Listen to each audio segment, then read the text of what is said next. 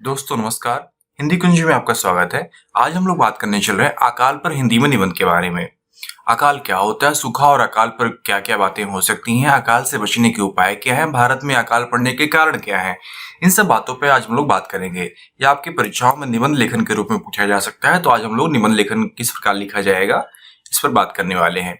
यदि आप हिंदी कुंज चैनल में पहली बार आए तो यूट्यूब पर हिंदी कुंज चैनल को सब्सक्राइब कर लें, ताकि आपको हिंदी भाषा व साहित्य की नवीनतम जानकारी प्राप्त होती रहे।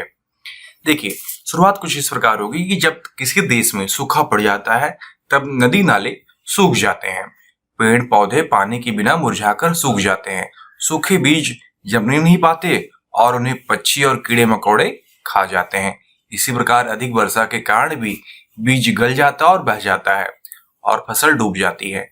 इन कारणों से अन्न नहीं पैदा होने पाता और देश में अकाल पड़ जाता है। जब किसी देश में अकाल पड़ता है तो लोग दाने दाने को तरसने लगते हैं। क्या धनी क्या निर्धन, सभी को ही अकाल का शिकार होना पड़ता है।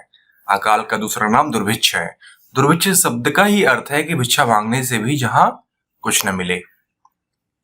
अकाल पड़ने पर लोगों की दुर्दशा का अंत नहीं होता।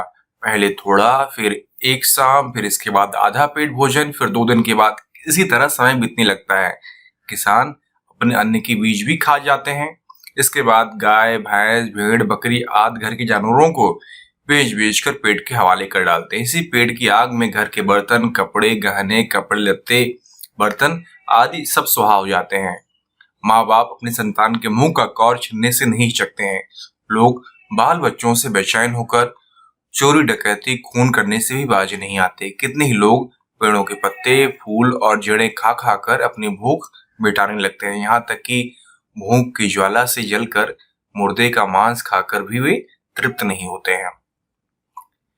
अकाल पड़ने पर अन्न के अभाव में मुट्ठी भर अन्न के लिए हाहाकार मच जाता है। भला हो या बुरा हो, जो कुछ मिला खा पी कर लोग अनेक प्रकार की तरह तरह की बीमारियों के शिकार हो जाते हैं। चारा और पानी न मिलने के कारण मवेशियां तड़प तड़प कर मर जाते हैं। इसी प्रकार गांव के गांव उजाड़ होकर शमशान बन जाते हैं। इसके उपाय यह है कि हमें वैज्ञानिक ढंग से खेती करने की व्यवस्था करनी होगी। देश के लोगों को अन्न संचय के प्रति भी सचेत होना पड़ेगा। व्यर्थ नष्ट न करके समय समय के लिए बचाकर रखना सीखना होगा। सरकार और जनता के सहयोग से अधिक अन्न उपजाने के पवित्र कार्य में साधन के साथ साथ प्रत्येक देशवासी को तन मन धन से जुड़ जाना चाहिए और हमें अन्न की संचय करना चाहिए और वैज्ञानिक ढंग से खेती करना चाहिए, तभी हम अकाल से बच सकते हैं। तो इस प्रकार हम जान पाए कि अकाल से बचने के उपाय क्या है, अकाल का प्रारूप क्या है और देश में किस प्रकार भयंकर अकाल पड़ता है। यह छोटी कक्षाओं के बच्चों के निबंध लेखन के रूप में पूछा जा सकता है। यदि आपको यह निबंध लिखित रूप में चाहिए तो नीचे डिस्क्रिप्शन बॉक्स में लिंक दिया गया, आप वहां पे जाकर डायरेक्ट यह निबंध प्राप्त कर सकते हैं। साथ साथ आप hindikunj.com को विजिट करें, वहां पे आपके लिए उपयोगी अध्ययन सामग्री उपलब्ध कराई गई है। आशा करता हूँ यह निबंध आपके लिए उपयोगी सिद्ध होगा। धन्यवाद।